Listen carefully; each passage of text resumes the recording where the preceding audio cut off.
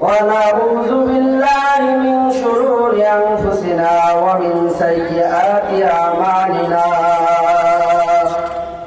من يهده الله فلا مضل له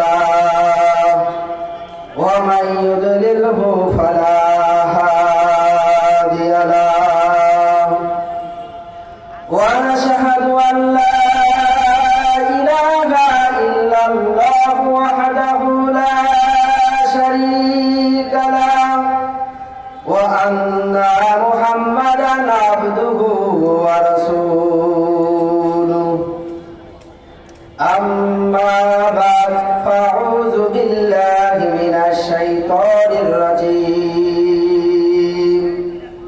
بسم الله الرحمن الرحيم يا أيها الذين آمنوا صلوا عليه وسلموا تسليما اللهم صل على سيدنا ونبينا وشفينا وحبيبنا ومولانا محمد صلى الله عليه وعلى آله وأصحابه وبارك وسلم اللهم صل على سيدنا ونبينا وشفينا وحبيبنا ومولانا محمد صلى الله عليه وعلى آله وأصحابه وبارك وسلم আলহামদুলিল্লাহ যে মহান রব্বুল আলামিন আপনাকে আমাকে এই জান্নাতের বাগানে আসবার বসবার তৌফিক দান করেছেন, এজন্য এই সকলের শুকরিয়া আদায় করে বলি আলহামদুলিল্লাহ। মহান রব্বুল আলামিন যাদেরকে ভালোবাসেন তাদেরকে তার রহমতের ছায়াতলে জায়গা করে দেন।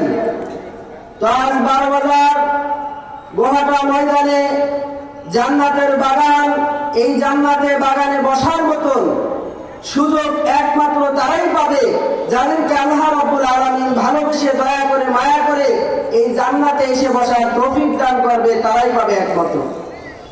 তো আমরা যারা এখন এদিক ওদিকে ঘোরাফেরা করছি, তারা আমরা এদিক ওদিকে ঘোরাফেরা না করে এই জান্নাতের বাগানে এসে জুড়ে মিলে বসে যাই, কারণ এটি রিয়াদুল জান্নাতের বাগান।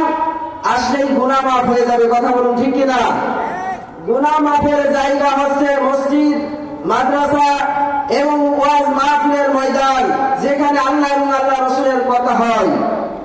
তো আমাদের এই ময়দান আমাদের দাদা হুজুর আব্দুল কাদের রহমাতুল্লাহ আলাইহি তিনি প্রতিষ্ঠিত করে গিয়েছেন। এই 12 বাজারে এই নূরের বাতি জ্বালিয়ে গিয়েছেন, যেই বাতি তার শত সাহেবজাদা আমাদের মাথার তাজ, আমাদের উস্তাদুল মুকাররম, আমাদের কলিজার টুকরা, যিনি আজকে এই মাহফিলকে 30 বছর আঞ্জাম দিয়ে আসছেন। আল্লাহর রহমতে আমরা তার দীর্ঘ আয়ু কামনা করছি এবং এই আঞ্জামকে আরো সুন্দর সুসজ্জিততা করে আল্লাহ যেন তার জন্য নেক হায়াতের মধ্য দিয়ে যেন এই মাহফিলের আঞ্জাম বাকি জীবনে এইভাবে দিয়ে যেতে পারে। অর্থ এলাকাবাসী সকলে আমরা ঐক্যবদ্ধ হয়ে এই মাহফিলের সৌন্দর্যকে আমরা সবাই মিলে আমাদের এই মাহফিল একটা ঈদের মতন আনন্দ হয়। ছোট্টবেলা থেকে এই মাদ্রাসায় পড়েছি, তখন থেকেই দেখি এই মাহফিলে আমাদের ঈদের চাইতেও যেন বেশি আনন্দ হয়। তো আল্লাহ রাব্বুল আলামিন এই মাহফিলের মঞ্চে আজকে কথা বলার তৌফিক দান করেছেন, এজন্য আল্লাহর কাছে লাখ লাখ শুকরিয়া। তো আল্লাহ ওয়ালাদের সাথে আমাদের থাকতে হবে, কথা বলুন ঠিক কিনা? আজকে এই কোরআনের বাগানে আসতে পেরেছি বলে আজকে আল্লাহ রাব্বুল আলামিনের জান্নাতের বাগানে বসে কথা বলার মতন সুযোগ পেয়েছি। এজন্য আপনাদের সন্তানদেরকেও কোরআনী মাদ্রাসায় দিবেন, এমন মানুষ যাতে এই দুনিয়ার মধ্যে মানুষ তাদেরকে প্রশংসা করে, এমন মানুষ হতে হবে। তাই তো কবি বলেছে, এমন জীবন করে গঠন মরিলে হাসিবে তুমি, কাঁদিবে ভুবন। এই জন্য আমাদের জীবন এমন গঠন করতে হবে যে জীবন গঠন করলে গাছপালা পশু পাখি সকলে আমার জন্য কান্দে, আর আমি হাসতে হাসতে আল্লাহর জান্নাতে চলে যাব। আল্লাহ রাসূল বলেন তুফাতুল মুমিনুল মাউত, ঈমানদারের জন্য মৃত্যু উপহার স্বরূপ। ঈমানদার হাসতে হাসতে আল্লাহর জান্নাতে চলে যাবে, আর দুনিয়ার মানুষ একজন ঈমানদারকে হারানোর ব্যথায় কাঁদবে, আসমান জমিন সব কিছুই তার জন্য কাঁদতে থাকবে। কথা বলুন ঠিক কিনা? এই জন্য আমাদের জীবন এমন মানুষের কাছে যাইতে হবে যে মানুষের মধ্যে আল্লাহর ভয় আছে। কার ভয় আছে? আল্লাহর ভয় আছে। এমন মানুষের কাছে আমাদেরকে যেতে হবে। আল্লাহ কোরআনে বলেন ওয়াকুনু মা'আস সাদিকিন, তোমরা সত্যবাদী মুত্তাকিন সাদিকিন বান্দাদের সঙ্গী হয়ে যাও, যাদের সঙ্গে হয়ে গেলে আপনি ভালো মানুষ হয়ে যাবেন। এজন্য আমরা ভালো মানুষদের সংস্পর্শে যে ভালো মানুষ হতে হবে। আর ভালো মানুষের গুণ কি?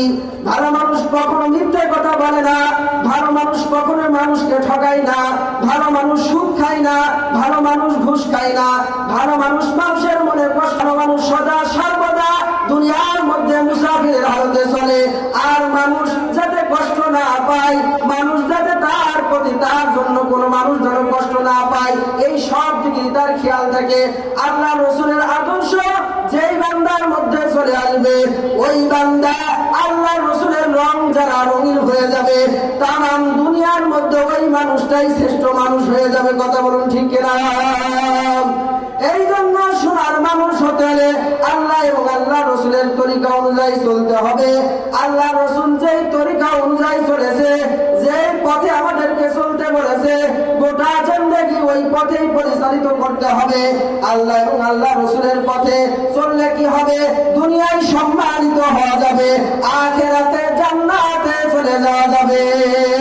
এজন্য জান্নাতে যেতে হলে মুত্তাকিন বান্দা বান্দির সাথে থাকতে হবে, তাদের সংস্পর্শে থাকতে হবে, আল্লাহর ওলিদের সংস্পর্শে থাকতে হবে, ভালো মানুষের সংস্পর্শে থাকতে হবে। যেসব মানুষদের মধ্যে আল্লাহর ভয় আছে, আপনি যেসব মানুষের কাছে যাবেন ওসব মানুষের মধ্যে যেন আল্লাহর ভয় থাকে। আর যে সমস্ত মাদ্রাসায় পড়ুয়া সন্তান, এই সন্তানদের আব্বা মার হাসরের ময়দানে আল্লাহ রাসূল বলেন নূরের টুপি পরায়া দেওয়া হবে। যেই নূরের টুপির আলো এত বেশি মজানো হবে, এত বেশি আলো হবে, সূর্যের আলো চাঁদের আলো হার মেলে যাবে। এজন্য আপনাদের সন্তানদেরকে কোরআনে হাফেজ বানাবেন। এই যে দ্বীনি মার্কাজ আমাদের সামনে দেখছেন তো, কত বড়, কত সুন্দর, আলো বাতিতে আমাদের মাদ্রাসার প্রতিষ্ঠানটা কত সুন্দর দেখতে। কোরআনের বাগান, যে সংস্পর্শে পথে হাজারো ছাত্র এখান থেকে আল্লাহর দ্বীনের বুঝ পেয়ে আল্লাহর দ্বীনের পথে এসে তারা অনেক সত্যবাদী সাদিকিন বান্দা হয়েছে। হাজারো ছাত্র আছে আমার উস্তাদের, যারা এই বাংলার আনাচে কানাচে আছে, যারা কোরআনী মাদ্রাসায় খেদমত করছে, মসজিদে খেদমত করছে। এইভাবে এই কোরআনের বাতি এই যে যিনি প্রতিষ্ঠিত করে গেছেন আমাদের দাদা আব্দুল কাদের রহমাতুল্লাহ আলাইহি, যার প্রতিষ্ঠিত এই মাদ্রাসায় নূরের বাতি এমন ভাবে আমরা ঘরে ঘরে আমাদের বারবাজারে পৌঁছে গিয়েছেন, যাকে আমাদের সকলে মানে ধর্ম বর্ণ সবাই তাকে একটা গোটা বারবাজারে একটা মুরব্বী হিসেবে মানতেন। তো আজকে তার এই ধারাবাহিকতা মাদ্রাসার মাহফিল চলছে।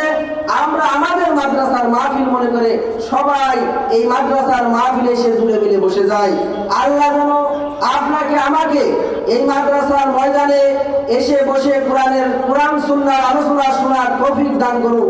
কারণ কোরআন সুন্নাহর আলোচনা শোনার পরে যার আত্মার ভিতরে আল্লাহ এবং আল্লাহ রাসূলের মহব্বত পয়দা হবে, আর ওই অনুযায়ী যারা চলবে, আল্লাহ রাব্বুল আলামিন তার নামটা জান্নাতের খাতায় তুলে দেবে। কথা বলুন ঠিক কিনা? যদি তওবা করার মতন তওবা করতে পারি, তাহলে আমরাই হব সবচেয়ে শ্রেষ্ঠ মানুষ। কথা বলুন ঠিক কিনা? এই মানুষকে আল্লাহ পাক ভালোবেসে বলেছেন ওয়ালাকাদ কাররামনা বানি আদম, আমি মানুষকে সর্বশ্রেষ্ঠ মর্যাদা দান করেছি। আবার এই মানুষই আল্লাহ পাকের ইবাদত বন্দেগী না করলে কি হয়ে যায়? চতুষ্পাদ জানোয়ারের চাইতেও খারাপ হয়ে যায়। উলাইকা কাল আনাম, আল্লাহ বলেন চতুষ্পাদ জানোয়ারের চাইতেও খারাপ হয়ে যায়। তো আমরা কি খারাপ হতে চাই না ভালো হতে চাই? যদি ভালো হতে চাই তাহলে বেশি বেশি আল্লাহর জিকির করতে হবে। কার জিকির? আল্লাহর জিকির করতে হবে। আল্লাহর জিকির করলে কলব পরিষ্কার হয়। যেই জিকিরের মাধ্যমে মানুষ খারাপ মানুষটা ভালো মানুষে পরিণত হয়। আল্লাহর জিকির করলে আল্লাহ মানুষটার দাম অনেক বৃদ্ধি করে দেয়। যেই বান্দা প্রতিদিন সুবহানাল্লাহ 100 বার পড়বে, আল্লাহ রাব্বুল আলামিন বলেন ওই বান্দার আমলনামায় 100 উট কুরবানি করার সওয়াব লিখে দেওয়া হবে। জোরে বলি সুবহানাল্লাহ। যেই বান্দা আলহামদুলিল্লাহ 100 বার পড়বে, 100 ঘোড়া আল্লাহর রাস্তায় দান করার সওয়াব তার আমলনামায় লিখে দেওয়া হবে। যেই বান্দা আল্লাহু আকবার বলবে, আল্লাহ রাব্বুল আলামিন ওই বান্দার আমলনামায় 100 গরু কুরবানি দেওয়ার সওয়াব আমলনামায় লিখে দেওয়া হবে। যেই বান্দা লা ইলাহা ইল্লাল্লাহ বলবে, আসমান জমিনের মধ্যে যত ফাঁকা জায়গা আছে সমস্ত জায়গাগুলো আল্লাহ রাব্বুল আলামিন নেক দিয়ে ভরপুর করে দেবে। যারা বলি সুবহানাল্লাহ। এই জন্য আমরা বেশি বেশি কার জিকির করব? আল্লাহর জিকির করব। যত জিকির করব ততই আমাদের কলব পরিষ্কার হবে। যত জিকির করব আমাদের আত্মা সুস্থ থাকবে। আল্লাহ রাসূল বলেন, যার সদা হামেশা জিকিরের হালতে থাকবে এই বান্দা মরণের সময় তার মুখে প্যারালাইসিস হবে না। প্রত্যেকটা দেহের কোনো কিছুই বিকলাঙ্গ হবে না। আল্লাহ তাকে সুস্থ রেখে সবল রেখে আল্লাহর জিকির করতে করতে আল্লাহ তার মৃত্যুবরণ করবে। জোরে বলি সুবহানাল্লাহ। আল্লাহ যেন আমাদের সকলকে আল্লাহ এবং আল্লাহ রাসূলের পথে থেকে চলার এবং মরার তৌফিক দান করুন। সকলে বলে আমিন। ওয়া আখিরি দাওয়ানা আলহামদুলিল্লাহি রাব্বিল আলামিন।